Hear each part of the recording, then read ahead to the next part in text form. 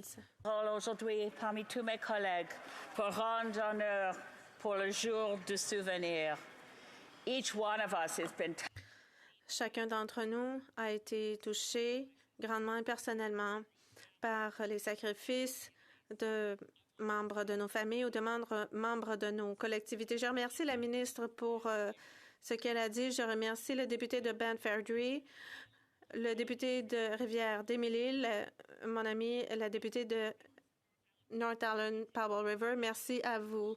La députée de North Island Powell River a un peu anticipé ce que j'allais dire. On a l'impression de se sortir de la COVID et enfin on peut se rassembler en personne et on a l'honneur d'aller devant le monument, de placer une couronne pour honorer ceux qui se sont sacrifiés pour que l'on maintienne nos droits et nos libertés. Chaque année, on constate qu'il y a de moins en moins d'anciens combattants parmi nous. Ces hommes et ces femmes braves qui ont servi dans différentes guerres et qui se rassemblent devant les monuments de guerre, eh bien, ils sont de moins en moins nombreux chaque année. Comme la députée l'a dit, il nous manque un ami est dans cette catégorie, justement, et je veux en parler. Mais je veux remercier tout d'abord Peter Chance, un député de ma circonscription qui arrive à son 102e anniversaire. Il a servi dans la marine canadienne. Comme commandant, il a servi dans la bataille de l'Atlantique lors du jour J et dans la guerre de Corée. Et j'espère qu'il sera présent le 11 novembre au Monument de la guerre à Sydney, à Victoria.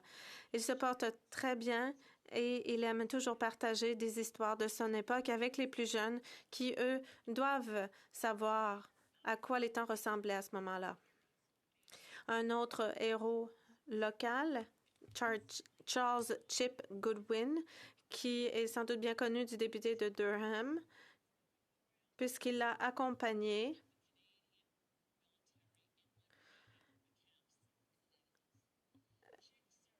pour dévoiler le monument en l'honneur de la libération des camps dans les Pays-Bas. Il a fait partie du régiment de la Saskatchewan et il faisait partie du groupe de Canadiens qui a libéré le camp Westerbork.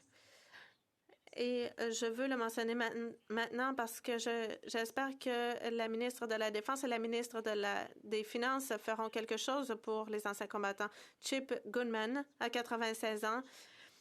Il est aux soins palliatifs et j'ai la permission de partager son histoire.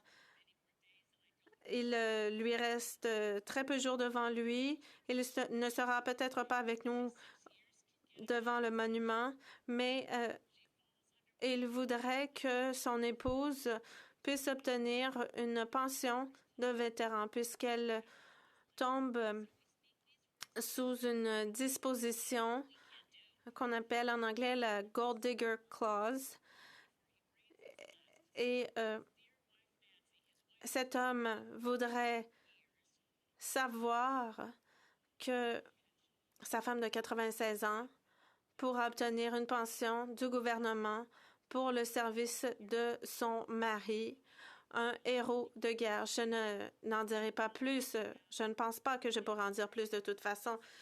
Mais il ne faut pas oublier, alors qu'on se souvient, faisons tout ce que nous pouvons pour servir ceux qui ont tant sacrifié pour nous. Merci.